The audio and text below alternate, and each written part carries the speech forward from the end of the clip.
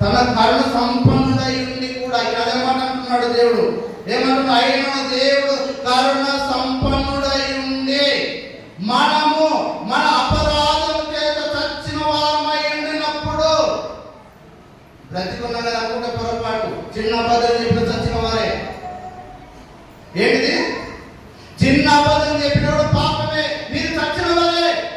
నేను బ్రతికి ఉన్నాను కూడా పొరపాటు, మనం చచ్చిపోయామట. ఎప్పుడు? మన పాపముల చేత, మన అపరాధముల చేత మనం చచ్చిన వారై ఉండగా. అయితే దేవుడు ఏం చేశాడంట? ఉండినప్పుడు సైతము మనం ఈ విధంగానే ఉంటూనే ఉన్నామట. ఎక్కడ? పాపంలోనే బ్రతుకుతూనే ఉన్నామట. అయినా కూడా దేవుడు ఏమంటున్నాడు?